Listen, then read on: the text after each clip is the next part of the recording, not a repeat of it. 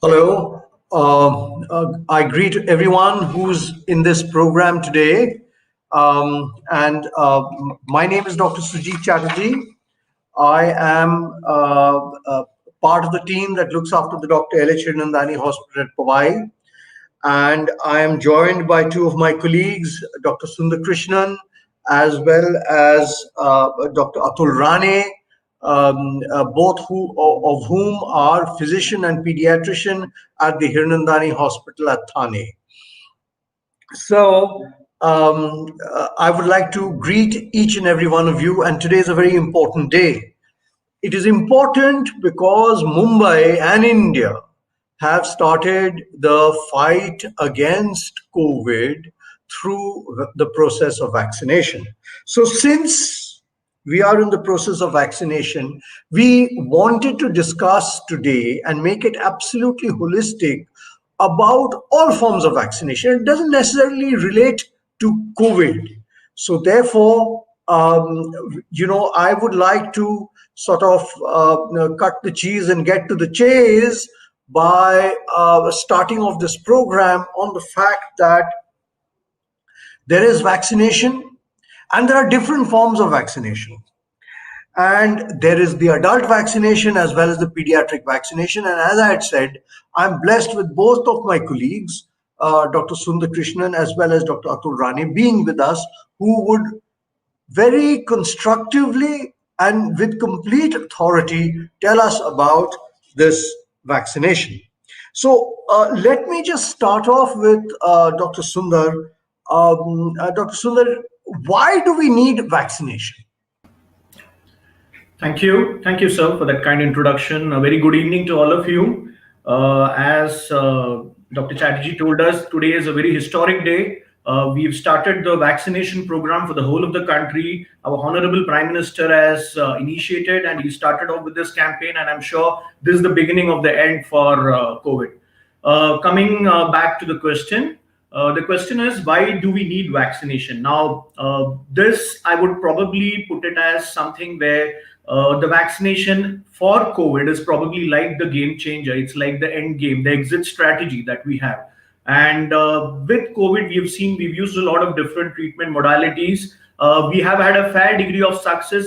India is one of the countries with the least mortality rates, and we have been very successful in that. But at the end of the day, the spread of the disease is still rampant. It's still on. We need to find out ways and means to end this disease, and the vaccination is a way of doing it. Mind you, vaccination is a time-tested strategy. It's a very cost-effective healthcare intervention. It's been on for the last several decades. We have had several kinds of vaccines for children as well as adults. The pediatric immunization program that we are running in the country and elsewhere all over the world is very, very successful. So vaccines have been time-tested. COVID is an exceptional situation, and we need, with advances in molecular biology, virology, immunology, we need to have some kind of innovative vaccines which need to be developed. And we have vaccines which we have now available for public consumption, for the use of the public in large. And it's very important that we start using these vaccines so that we reach a stage of herd immunity. And it's actually got a two-way thing in it. I mean, one is to protect one's own self, and it's also your responsibility towards the community. You get vaccinated, you try and restrict the spread in the community. So I feel that yes, vaccination is the need of the hour, and vaccination is probably the beginning of the end. Thank you. Right, so that's very nicely put, very clearly put, that vaccination is going to be the beginning of the end of COVID. But Dr. Atul, I would like to ask you, what is a vaccine and how does that? So yeah, good afternoon to the audience and Dr. Sujit sir and Sundar sir. So coming to the question, basically for the people listening, vaccines are germs that are manufactured or processed in the pharmaceutical industry via various processes to induce immunity in a human being's body. So there are different types of vaccines. We'll come to that later. But basically, to understand simply, they are just the same germs that cause the disease, but which have been processed on or which have been edited upon. Most engineers would understand that term, to induce immunity but not cause disease. And that is how we develop antibodies in our body against the disease, and that is how we are get protected against the disease. So yeah, thank you. Right. So, Dr. Atul, you're saying that it is the same germ which comes into our body, and because the germ is there, the body creates a defense mechanism, and that defense mechanism then prevents further disease, and that is the mechanism of action. So, therefore, you have the germ, it's introduced into your body, you get the antibodies to fight against it, and then that helps in fighting the disease. And we have been extremely successful, and I'm sure Dr. Atul as well as Dr. Sundar will agree with me. We have been extremely successful in India as well as in other parts of the world. I don't say that, but I just talk about India, that we have been able to eradicate polio as well as smallpox from this country. We are a smallpox free country and we are a polio free country. So therefore, it has been so effective. It has been really, really effective. But Dr. Sundar, I mean, I'm sure the crowd must be absolutely, bursting with eagerness to understand what are the types of COVID-19 vaccines. Yeah, I think that is the burning topic for today. We all know that today was a day when two vaccines were introduced in India. In India, we are going to be dealing with two vaccines mainly at this point in time, and it's going to be a phase-wise rolling out of the vaccine. So the two vaccines that we have in India is the Covishield and the Covaxin. Now, the Covishield is a vector-based vaccine. I'm not going into the intricacies of the same, but it's a virus. It's an adenovirus, a kind of virus which causes a common cold from a chimpanzee, into which the genetic information, the fragment of the protein is put, and that triggers an immune response. This vaccine was developed in the UK by the Oxford University, and the AstraZeneca was a company which did it. And in India, the Serum Institute of India has actually manufactured these vaccines. And we have had almost a kind of a trials or to around 1,600 patients out in India, where this vaccine has been studied in phase 3 trials. And this vaccine is now ready, and we have already administered this vaccine starting from today. This vaccine has to be administered as 2 doses, 3 weeks apart. So this is the vector-based vaccine that we have. It's got an efficacy almost of 70%. The other vaccine that we have in India is the Covaxin. The Covaxin is a totally indigenous vaccine developed by the Bharat Biotech. It's a inactivated vaccine. This vaccine is like a virus which is dead, but it doesn't replicate when it comes into the body. It triggers an immune response. So when the immune response is triggered, we get protected. The efficacy data is still not known, but as far as the safety, as far as the immunological mechanism of the vaccine, the ability to it to create an immunological phenomenon in the form of T cell response and antibodies, it's quite good. So this is a vaccine which is being studied in almost 23,000 odd patients in phase 3 trials in India, and it's has to also be given around 3 to 4 weeks apart. So we have these two vaccines in India. There are other vaccines which have already been used in various parts of the world, which are the mRNA platform. We have the Pfizer and the Moderna vaccine, which is being used in the US, UK, and these have an efficacy of almost 95%. And there are other new vaccines which are in the pipeline in India. There is a vaccine by Zydus, which is a vaccine which is a DNA-based vaccine, a different platform which is being used. There is a Russian Sputnik 5 vaccine, Sputnik V vaccine, and there are many other vaccines, almost 60 vaccines in clinical trials all over the world. So we have a plethora of vaccines, a wide variety of vaccines which are coming in. But as of now, we have two vaccines in India, the Covishield and the Covaxin, which is being administered to healthcare workers as of starting from today. Thank you, Dr. Sundar. Thank you very much. Thank you very much for your answer. And therefore, we have two vaccines in India. One is on a platform which we've already tested. That's a tried and tested platform. The tried and tested platform being that there is a live virus which has been killed, and that killed vaccine is introduced into your body, and then you produce antibodies. So that's a time tested. And the other one is a newer technology by which it again produces the antibodies in your system, but this is not a tried and tested system as yet, but it is as effective. 70% efficacy is very good efficacy. So therefore, these are the two vaccines for all our viewers there today. And we would like to understand from Dr. Atul. Dr. Atul, we have, a different plethora of vaccines.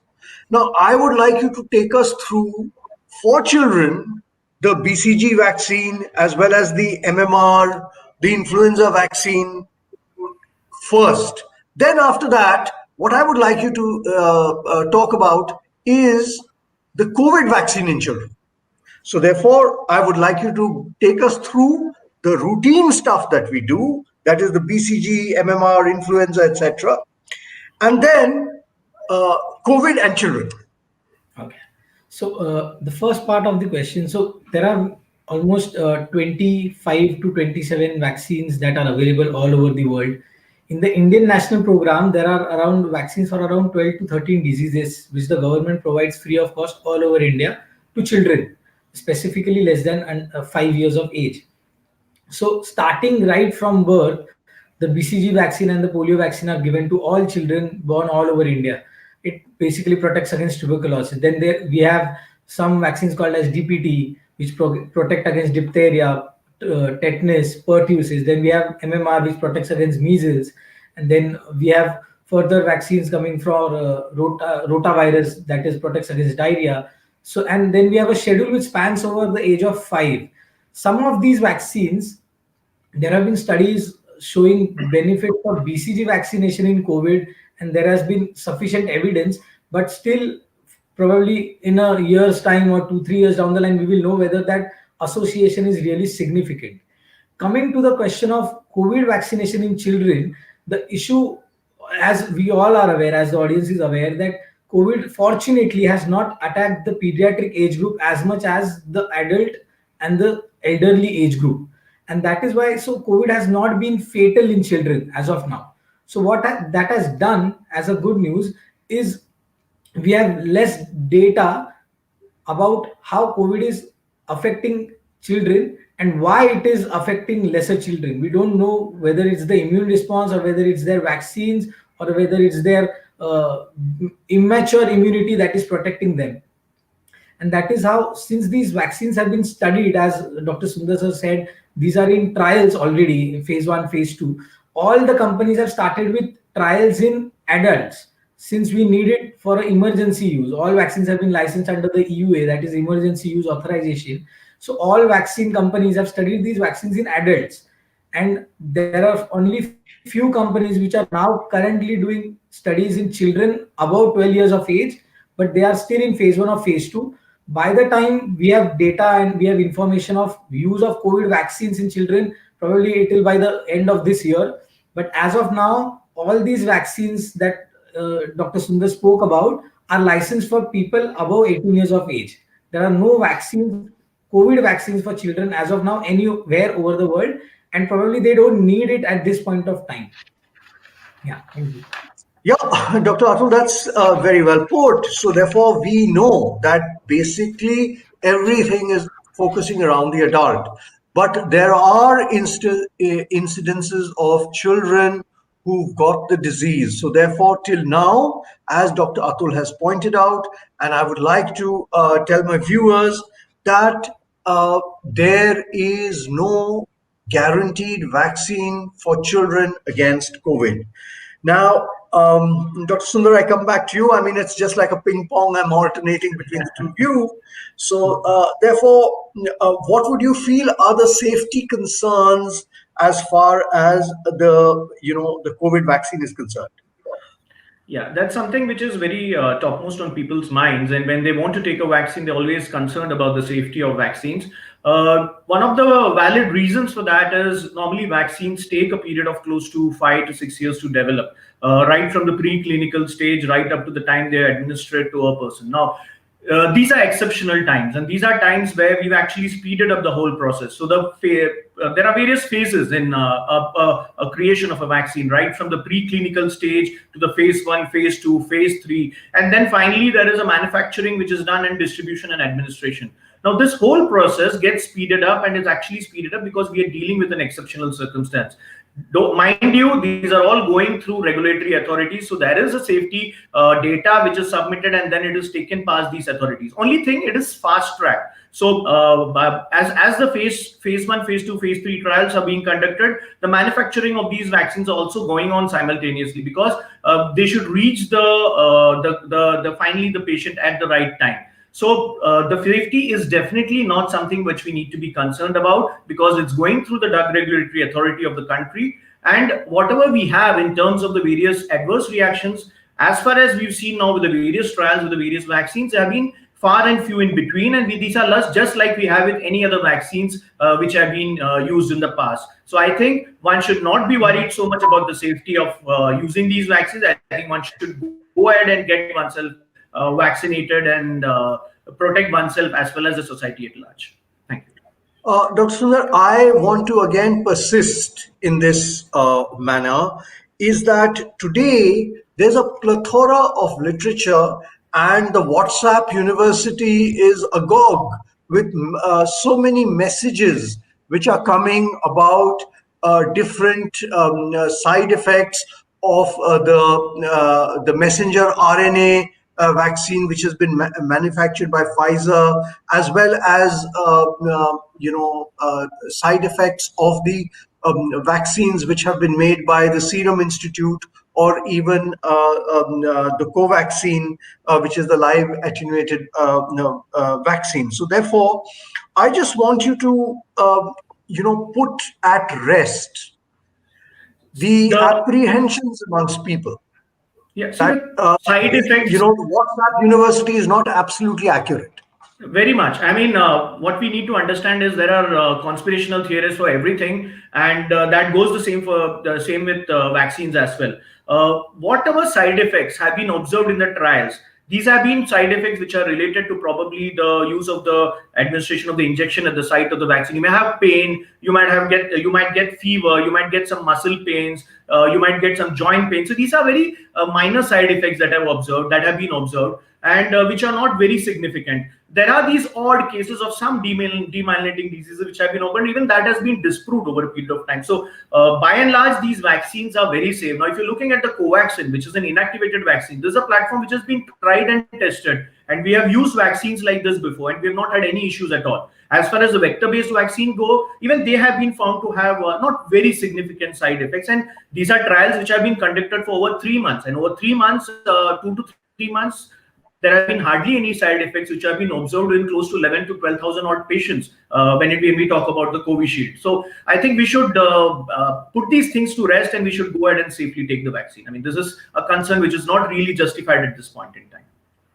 So therefore, what we are saying is, what we as experts are saying is that, look, it is better to take the vaccination rather than leave it to chance.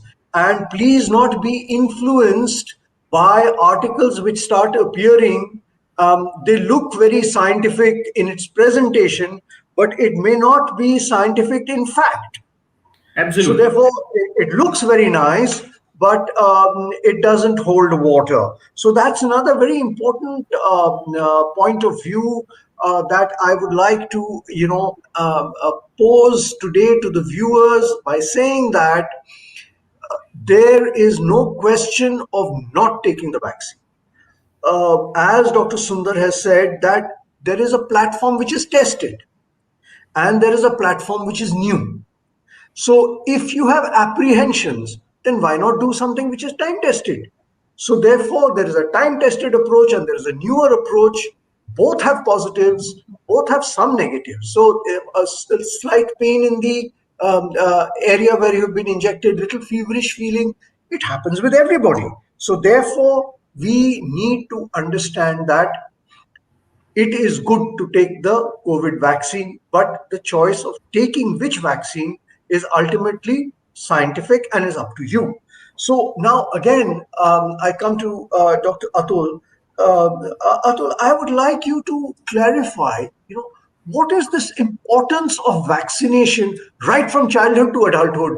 And then after that, if you can just touch very briefly upon, of course, I will ask Dr. Sundar also, but very briefly upon even the adult vaccination. So therefore, I want you to tell me the full plethora of vaccination, why it is so important, and then touch upon adult vaccination also. So, as I mentioned earlier, the Indian government started the universal immunization program around year 1985. That is almost 35 years back, and that the whole plan was to prevent the vaccine preventable diseases. Right? As per some statistics of 2018, almost 5 lakh children in India died due to these vaccine preventable diseases. And as all the viewers may be aware, COVID has taken 1.5 lakh lives all over India. So, if you get a reality check, the diseases that are preventable by vaccines have killed more children compared to the lives taken by COVID as of now in India. I'm talking. So, that is how that reason of vaccines that are already existing and being given by the government free of cost at all government centers. So there are almost 12 to 15 vaccines that the government gives in their centers at regular intervals. They have their immunization timeline, which is handed over to every child that is born in a hospital. And there are other 10, 15 vaccines which are available in the private sector for people who want to take. Those are called as the optional vaccines. So we have vaccines against diphtheria, we have vaccines against pertussis, measles, rubella, diarrhea, meningitis, brain infections. We have vaccines against pneumonia. So all of these vaccines prevent deaths and prevent morbidity due to these simple diseases, which if not protected against can be really fatal. And the still unfortunately the coverage of children is around 60 to 70% all over India. Because of COVID, that has got really low because of the lockdown and other transport issues. So the target of the government is to immunize at least 90 to 95% of the Indian population of children under 5 to prevent this huge number of infant mortality and pediatric mortality that we see every year. Yeah.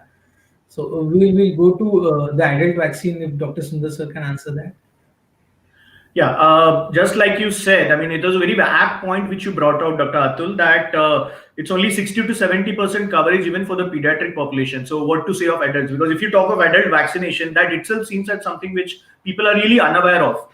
There are vaccines which exist for adults, and especially for adults who are immunocompromised, who have diabetes, who have chronic kidney disease, who have chronic liver disease, adults above the age of 65. There are certain mandatory vaccines that they need to take. And these are vaccines like the vaccine for flu. A flu shot has to be taken every year.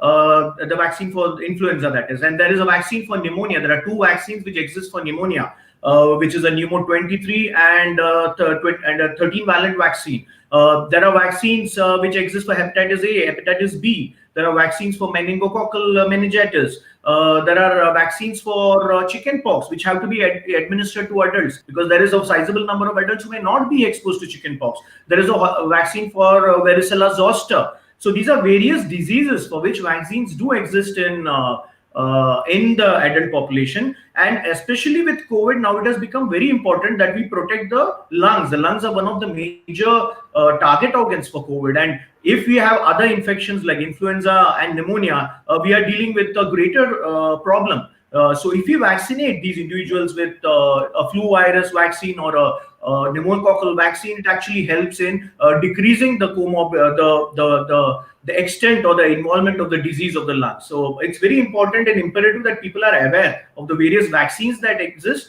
and how to take them. And it's our job as healthcare providers to educate them on that. Over to you, Dr. Chatterjee. Sorry, Dr. Sundar, we often hear in common parlance about the North and South vaccine as far as the influenza virus is concerned. The North virus and the South virus. So therefore, we have this. So if you could just clarify to the audience today, what is the North virus? What is the South virus? And in the northern hemisphere the south virus is not available, but in we have both available. So if you could just sort of bring us out of this puzzle. Yeah, so it's basically to deal with the influenza virus. Now, viruses, as we all know, as we also know with the COVID virus, is prone to a lot of mutations. So they keep changing their various proteins. There are fragments of the protein which keep getting changed, and that's what happens. There's something called as an antigenic shift. There is something called as an antigenic drift. Antigenic drift is a slightly minor variation in the proteins. Shift is a major change which happens. So when these things happen, the same vaccine which was probably effective some time back wouldn't be very effective now. So we need to keep changing these vaccines almost on a 6 monthly basis, a yearly basis, to target the kind of viral change that has occurred. So Dr. Right. Chatterjee mentioned about the north and south, is basically the time of the year when we actually need to administer these vaccines is also very important. In a country like India, Right. probably we need to administer the influenza vaccine probably in the month of May, June. Whereas in the northern Yes. hemisphere, it would be closer towards October that we would need to administer. That's when the maximum seasonal influenza occurs. So that's why this terminology called north south. But what is important to understand is viruses are prone to mutate. That is also one of the very important reasons why we need to administer the COVID vaccine now. We can't have the vaccine Absolutely. mutating. So that's something Absolutely. which we need to look at. Yeah. Dr. Atul, tuberculosis and India. Tuberculosis in India, I mean, it's something that go hand in hand, is almost synonymous now. So therefore, I want you to highlight what is the BCG vaccine and how it is beneficial for not only the children, but even in the adult age group. So the BCG is a live bacterial vaccine. The germ that causes the TB in bovine population, that is isolated and that is processed and injected in the as soon as a child is born. It generates immunity. It does not protect from tuberculosis totally, but it protects from a deadlier form of tuberculosis, and the immunity lasts for around 5 to 10 years at least. And that is why it is very important that it is given on day one of life, because in India the situation is such that tuberculosis is there in every nook and corner of the country. So Yes, if you very true. miss the occasion of vaccinating the baby on the first day, there Yes, is high chance that the baby may get the infection itself on the second day, and a newborn or a yes, small child is very vulnerable to almost dying due to tuberculosis if not protected. And that is why the vaccination by BCG at birth is very important in all pediatric population in India. Coming to the use of BCG in adults, as of now, there is no program which highlights giving BCG to adults for protection of tuberculosis. Since majority of adults are already being vaccinated when they were kids, the importance that has yes. come up now is there are some non-tuberculosis benefits that the BCG offers and which are being explored. So one of them is protection against some respiratory viruses like RSV. One, it is considered like a immunomodulator, and that is how it is benefiting COVID. So it has been seen that some countries which give BCG in abundance, the incidence of COVID mortality has been less in those countries. So that is So where this India being theory. one of them, Dr. Atul, India being one of them. Yes, India is one of them, but and also some Indonesian countries like Malaysia also have higher incidence of BCG vaccination, and that is why the mortality probably is there. So there is this association that is seen, but because of so many confounding factors surrounding COVID, the age group, the age of the population, the social distancing measures, and other Absolutely. issues, Yes, a direct cause and effect relationship is still not proven, and the WHO has not come out clearly on that. So right. BCG has been shown to benefit, but whether it directly benefits, time will tell. Right. So therefore, that is the importance actually of BCG today. Is that there are a number of childhood mortalities and morbidities that occur because of tuberculosis, and tuberculosis is agnostic. It is not limited to one particular society or some socioeconomic strata. It is absolutely agnostic, and it will affect anyone if we are not sort of careful enough to vaccinate our children, as Dr. Atul mentioned, on the very first day of birth, because on the very second day of birth, there may be a problem. So, this is something which I would like to sort of stress for the parents who've just had small children, or parents to be careful about. As soon as you welcome a newborn into your family, please ensure that the vaccinations are all done. So, Dr. Sundar, I come back to this point that today a lot of people feel that those who have had COVID and have recovered, they don't need the COVID vaccine. Is this true or is it Yeah. a myth? Yeah, so this is a very important point that you brought out, sir.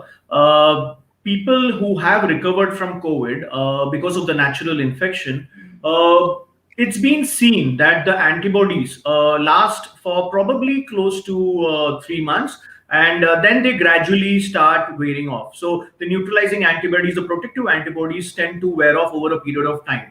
So that's why we can't just afford to have just the natural protection given by the infection per se. And mind you, it's an infection which we are still learning more about as time goes. So it is imperative that even a person who's got an infection in the past does need to get immunized. Probably maybe wait for 1 to 3 months and then take the vaccine, or you could even take it immediately. So the point remains that even if you've got infected, you do need to take the vaccine. And giving a vaccine would actually help to boost the immune response for such individuals. So it is very imperative that one takes the infection. Of course, if one has got an active infection, or let's say supposing I've got a suspected COVID now, or I have a proven COVID now, I can't take the vaccine. So for such a patient, we would probably wait for the infection to die down, wait for at least 2 weeks for the patient to recover, and then maybe we look at if we can administer the vaccine after that particular point in time.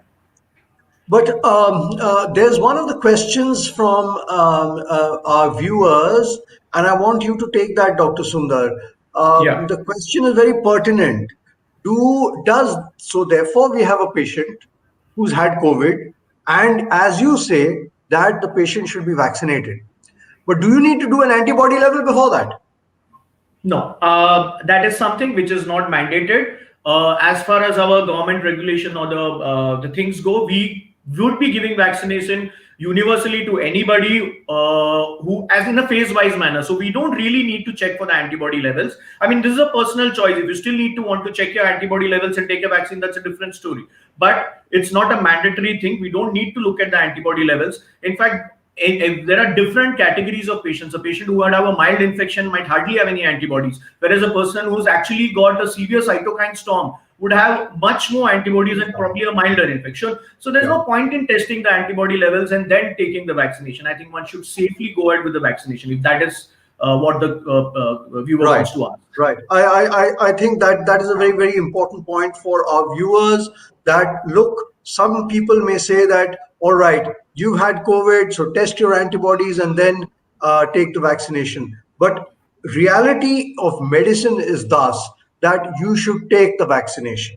Don't depend upon the antibodies because you don't know when the titer is going to fall.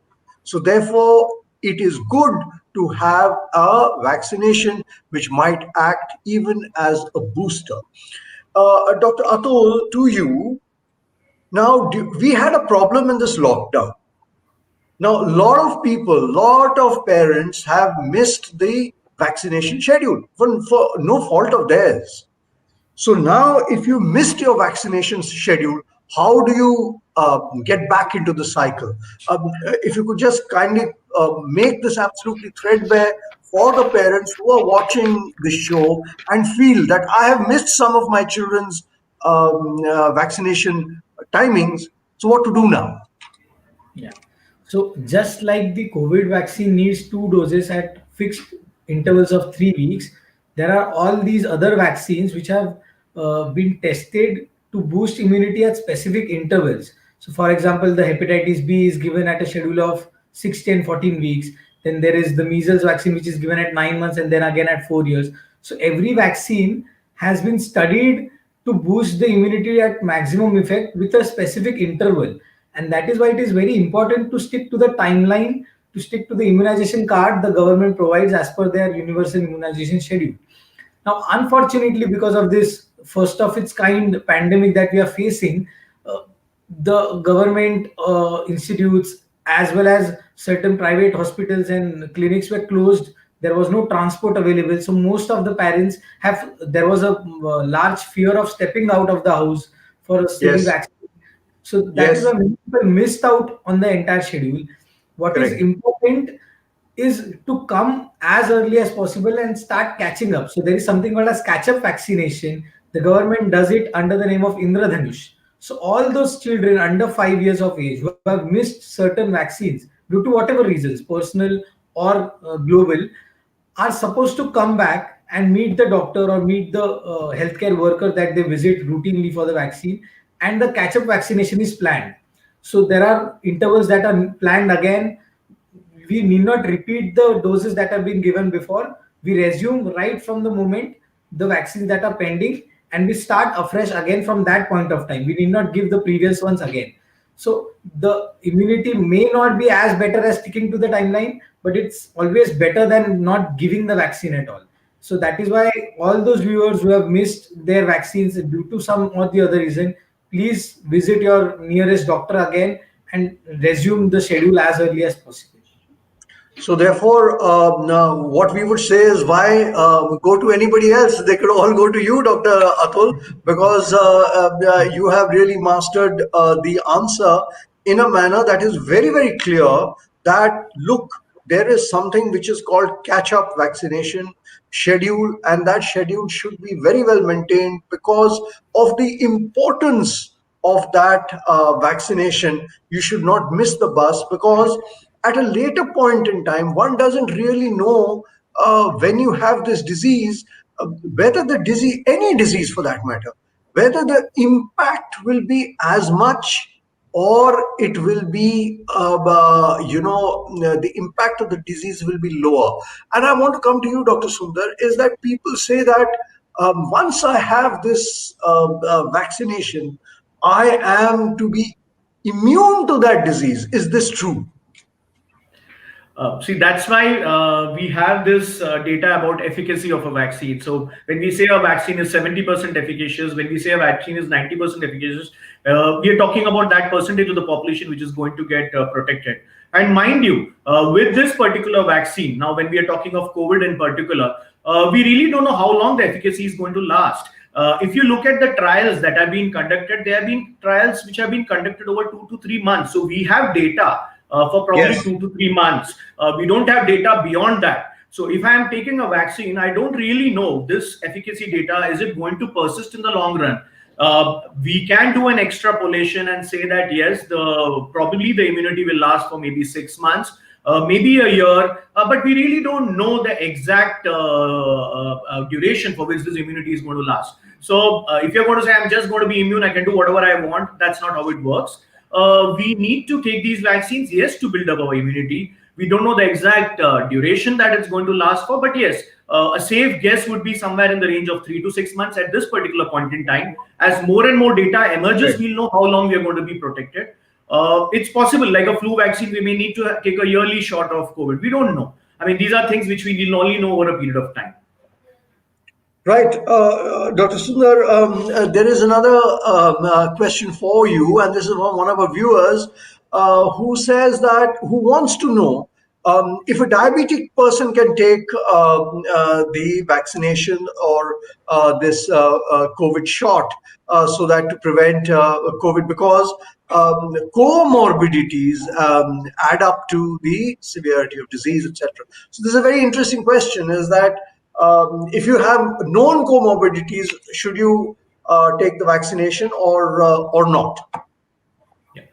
As far as COVID goes, we know that patients with comorbidities have more severe forms of the disease. Especially patients with diabetes have been found to have much more severe forms of the disease, as probably compared to the normal population. In fact, the number of ICU admissions would probably be higher for a patient with diabetes vis-a-vis comparing it with the patient who doesn't have diabetes. So it's very important that patients with comorbidities, even if they are immunocompromised, if they have a disease like diabetes or whatever other disease they might have, they should take the vaccine, because they are the ones who might get a more severe form of the disease. And one very important thing in the trial is the various trials which have been conducted for the vaccine was, even if those patients who probably did get the disease, I mean, the ones in whom which was not that effective also got a milder form of the disease or probably an asymptomatic infection. So giving a vaccine actually helps to reduce the intensity or the severity of the disease if somebody even lands up with the disease subsequently. So for patients with diabetes, it's all the more important that one does take the vaccine, and there is absolutely no contraindication to taking the vaccine. So, just a sort of a follow-up question, which I'm taking from Dr. Atul, on the children's vaccination, and I'm talking to Dr. Sundar, that the children's vaccination, there is a catch-up that he said. Now, suppose I am taking a COVID shot and I miss the timing for the second COVID shot. Is there any catch-up?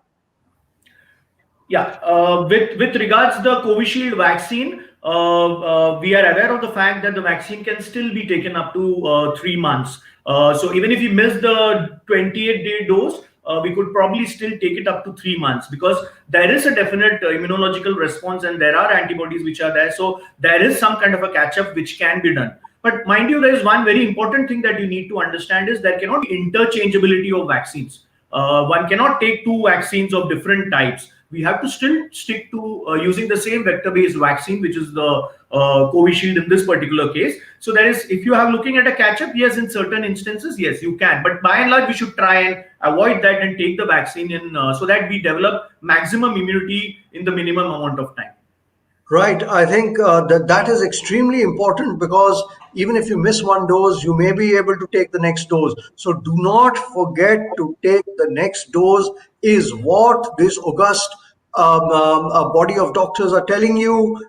If you have missed your date for whatever apparent reason, please take it again.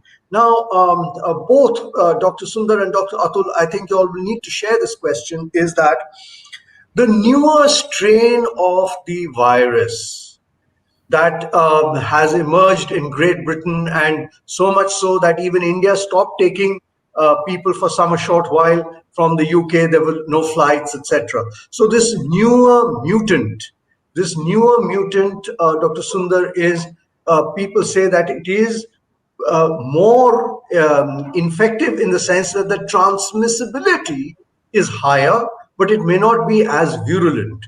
But at the same time, I want to understand from Dr. Atul, is this new strain a danger in pediatrics?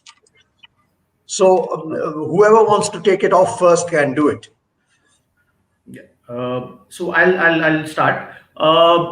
As far as the mutant strain goes, let's understand it's a natural characteristic of a virus that it will mutate. So that's something which is bound to happen over a period of time. Now, as far as this new mutant strain goes, it's a slight change in the spike glycoprotein which exists in the virus. It's not a major change. It's a slight change in the spike glycoprotein of the virus.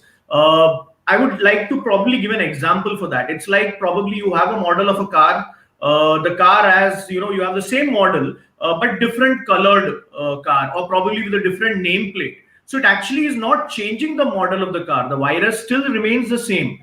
So I don't feel at this point in time we need to be very concerned about the fact that whether we can administer the vaccine, because yes, it's going to get covered. This particular mutant strain is going to get covered with the vaccine that we have. So it's just not a big change in the model. And yeah, as you rightly said, infectivity would be more. But that's all. That's about it. I mean, it's more infectious, so probably more numbers. You would actually see more numbers coming in. So that's right. But Dr. Atul, now will it infect children more? Because right now we've not seen so many children in the pediatric age group come up with COVID. It's not that we have not seen, but we have not seen so many. But with this new strain, do you have any reports or do you have any information that it may hit the kids also? Yeah. So COVID in children has behaved like any other virus, or probably somewhere similar to the influenza virus that we usually see. It has affected the lungs. Thankfully, not as badly as it has affected the elderly and the adult population. In pediatric, what is differently seen, unlike the adult population, is something called as a multi-system inflammatory syndrome in children. That is called MISC, and that is what is predicted or what is hypothesized is it's a hyperimmune response of the pediatric age group 3 to 4 weeks after the infection happens. So the infection happens in a child, and after 3 to 4 weeks, once the antibodies start rising up, these children have been shown to have fever again, have been shown to have rashes on the body or conjunctivitis and cardiac complications. And this is happening in children, but in a lesser number of cases. The newer strain that has come up, there were some reports from the UK that there has been rise in the number of pediatric cases there. But what I personally read, and what when I went into the details, what is seen is the children with some previous disease that they have. Some have cystic fibrosis, some have some immune issues, or some have some lung problems. They are born with some lung problems, or they are born with some cardiac problems. Those are getting affected as of now, and those numbers have increased.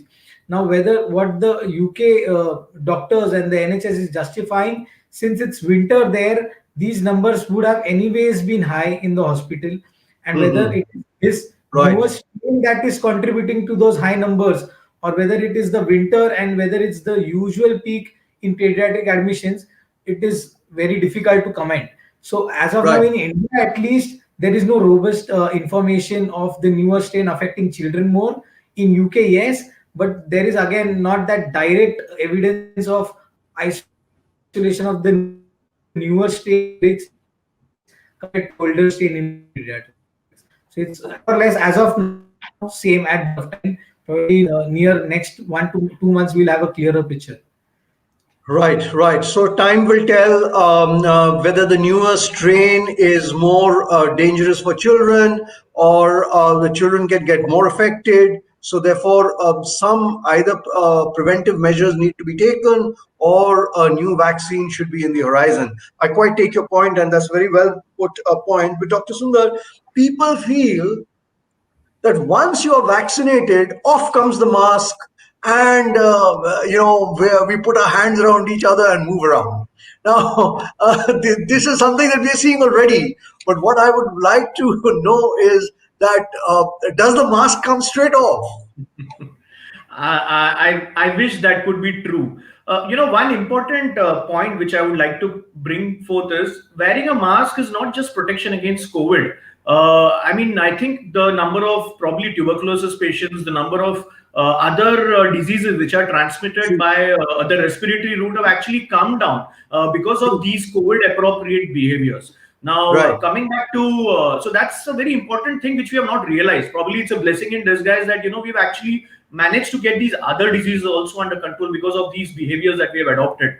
right. Having said that, as far as COVID goes, we would need to continue wearing the mask because the vaccine stocks are limited.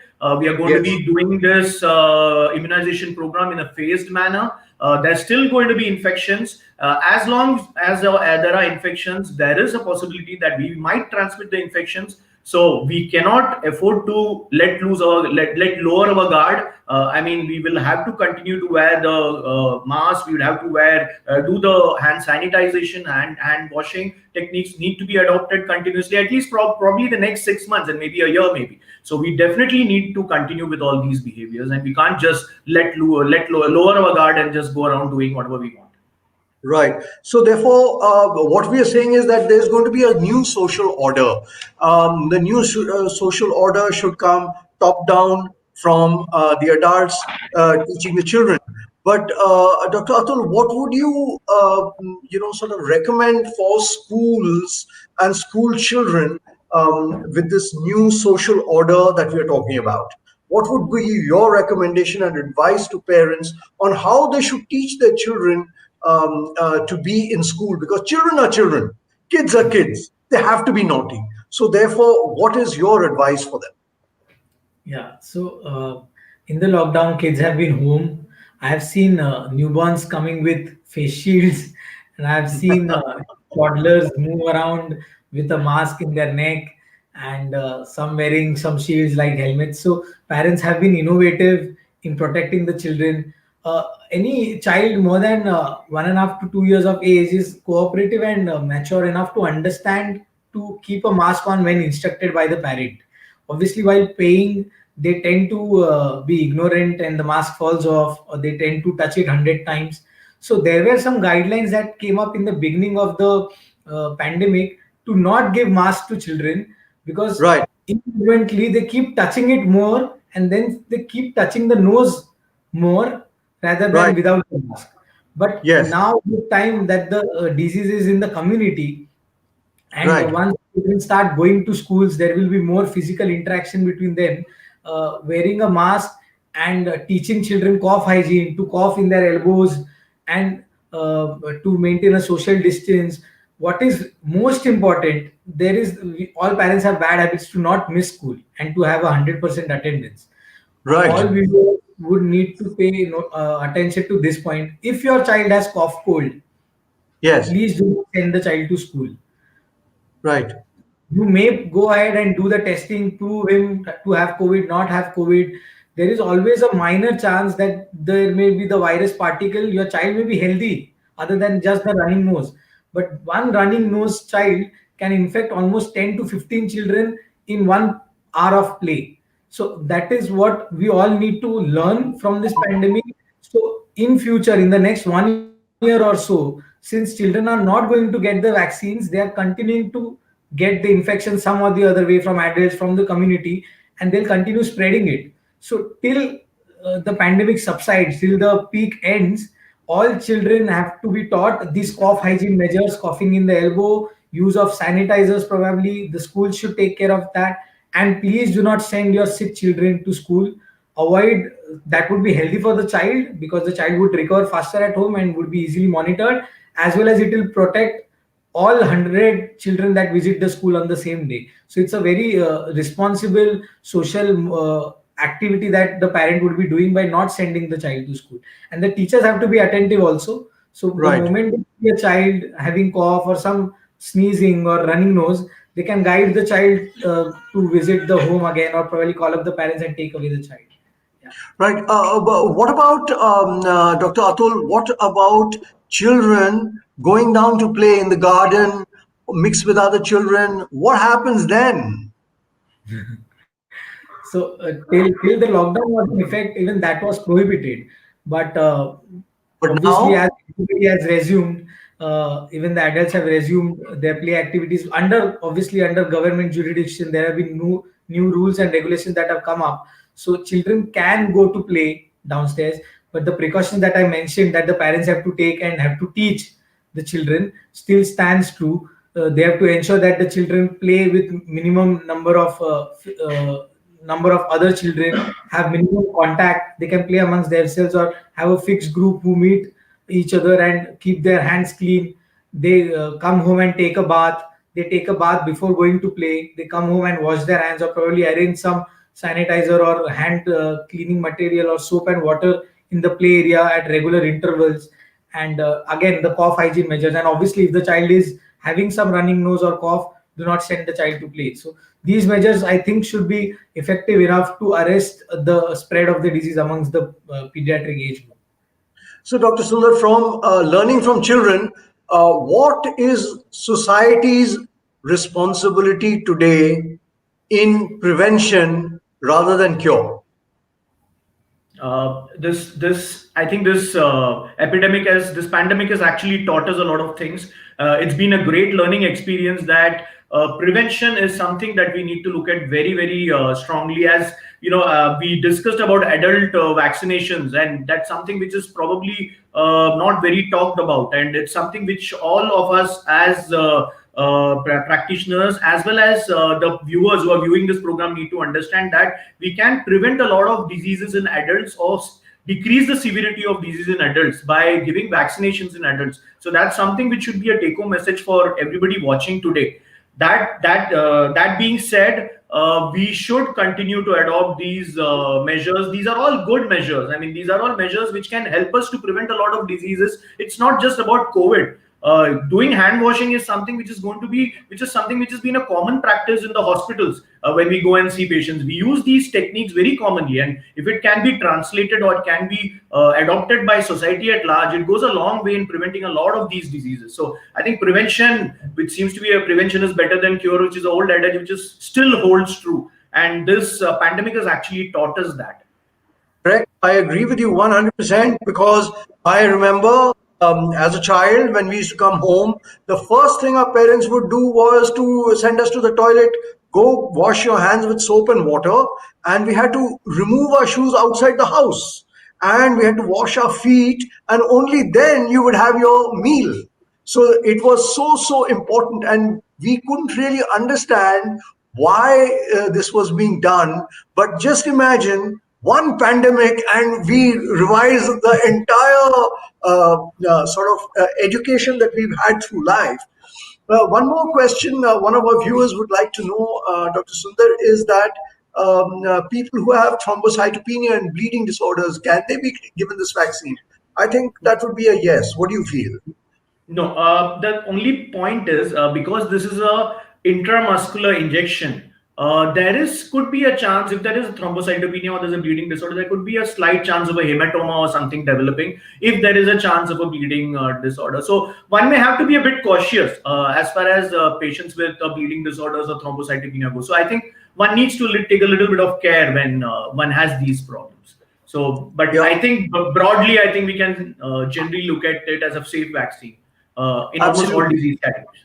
Absolutely. So therefore, the watchword is caution, but Yeah. it is imperative that we take the vaccine under any circumstances.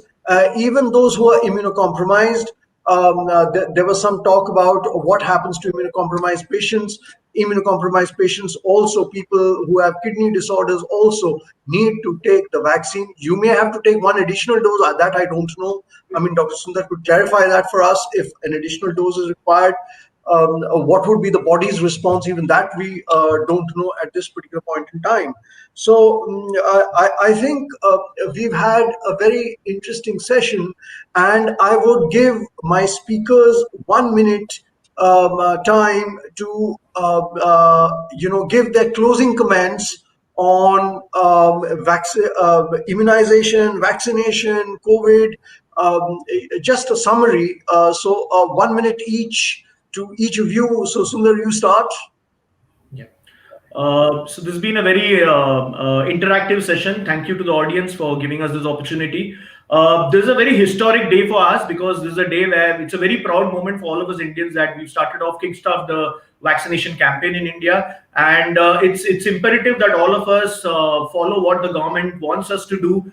Take the vaccines. It's safe. It's going to be in a phase-wise manner. So let us all look at it. And as we discussed, prevention is better than cure. So there are vaccines available, not just COVID vaccines, there are other vaccines also available, which people can take. And this can help you to protect against a varied variety of illnesses. So do take the vaccination, but at the same time, don't ever stop these social distancing measures. Continue with these social distancing measures. Use all these COVID appropriate behaviors. But at the same time, so you have to take the, as our Prime Minister rightly said, dawai and kadai both. So it's like medicine with caution, vaccination with caution is what we are talking about. So have the vaccine, but ensure that you continue to maintain the caution as far as your behavior goes. Yes, Dr. Atul, your closing statement. So as per as the pediatric population goes, we may not have the COVID vaccine for children as of now, probably next 5 to 6 months. But it is important what is available is used to its maximum effect, right? There are almost 15 to 20 vaccines that I've been saying are important in children. The government is giving them free of cost, as well as there are some extra vaccines which are available in the private sector. So all kids who have pending vaccination due to the lockdown issues and the pandemic, please visit your nearest hospital or your local doctor and get your children vaccinated. COVID vaccine may or may not reach you on time, but what is available should be given on time and should be stuck to its schedule. So wish you all a very good health, and thank you. Thank you for patient hearing. Thank you so much, Dr. Sundar, as well as Dr. Atul. And ladies and gentlemen, we are out of time. We have exceeded our approved time, but I would like to close with some comments saying that at this particular point in time, we have a vaccine which has to be taken. We have to have social distancing. We must continue wearing this mask, and society must turn in a manner to understand that we are all responsible. It is not only the medical fraternity or the medical community who can prevent diseases, but it is you who, along with us, will be able to not only prevent, but we will be able to cure a large number of patients.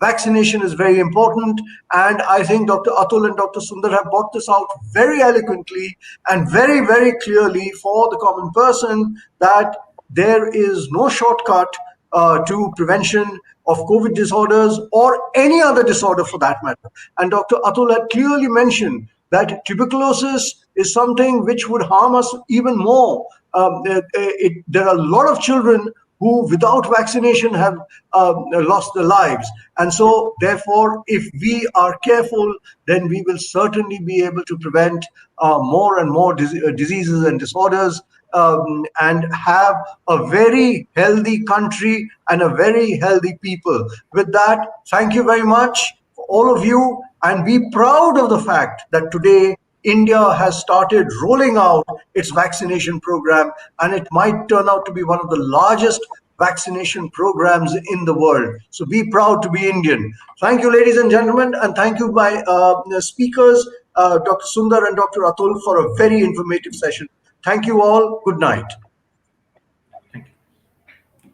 Thank you.